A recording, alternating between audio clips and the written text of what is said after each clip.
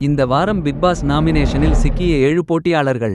குறைந்த வாக்குகளோடு வெளியேறப் போவது யார்? நிகழ்ச்சி 11 வாரம் வரை வந்துவிட்டது. ஆனாலும் இந்த சீசனில் ஏதோ ஒரு விஷயம் குறையாக இருக்கிறது என்பதை ஆடியன்ஸ் இப்போது வரை சொல்லிக் கொண்டிருக்கின்றனர். ஆனாலும் இனிவரும் நாட்களில் டாஸ்க் கடுமையாக இருக்கும். அதன் மூலம் ஒரு விறுவிறுப்பு இருக்கும் என்று தெரிகிறது. அதன்படி கடந்த வாரம் தம்மி பாவாவாக இருந்த ரஞ்சித் வெளியேறிவிட்டார்.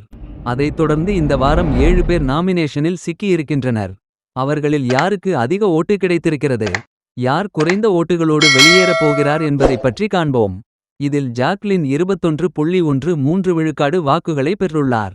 அடுத்ததாக மஞ்சரி 19.15 விழுக்காடு, ராணவ் 15.53 விழுக்காடு ஓட்டுகளை பெற்றுள்ளனர். அடுத்து பவித்ரா 13.3 விழுக்காடு, விஷால் 12.98 விழுக்காடு வாக்குகளை பெற்றுள்ளனர். இதில் கடைசி 2 இடங்களை அன்ஷிதா, ஜெஃப்ரி பெற்றுள்ளனர். இவர்கள் இருவரில் ஒருவர் இந்த வாரம் வெளியேற வாய்ப்பு இருக்கிறது. அதில் ஜெஃப்ரி தற்போது நிலவரப்படி ஓட்டு எண்ணிக்கையில் கடைசி இடத்தில் இருக்கிறார். ஆனால் இது மாறவும் வாய்ப்பு இருக்கிறது. அதன்படி அன்ஷிதா வெளியேறினாலும் ஆச்சரியப்படுவதற்கு இல்லை. அருண் பிரசாத் பேசியதற்கு சரியான பதிலடி கொடுத்த பிக்பாஸ் 8 வீட்டிற்கு வந்த தீபக் மனைவி. திணறிய போட்டியாளர். பிக்பாஸ் 8 விறுவிறுப்பின் உச்சமாக விஜய் தொலைக்காட்சியில் ஒளிபரப்பாகி வரும் ஒரு நிகழ்ச்சி. கடந்த அக்டோபர் மாதம் தொடங்கப்பட்ட இந்த நிகழ்ச்சி இறுதிக்கட்டத்தை எட்டியுள்ளது. ஒவ்வொரு வாரமும் ஒரு போட்டியாளர் வெளியேற கடந்த சில வாரங்களாக டபுள் எவிக்ஷனாக நடந்து வந்தது. ஆனால் கடந்த வாரம் ரஞ்சித் மட்டும் தான் வெளியேறியிருந்தார்.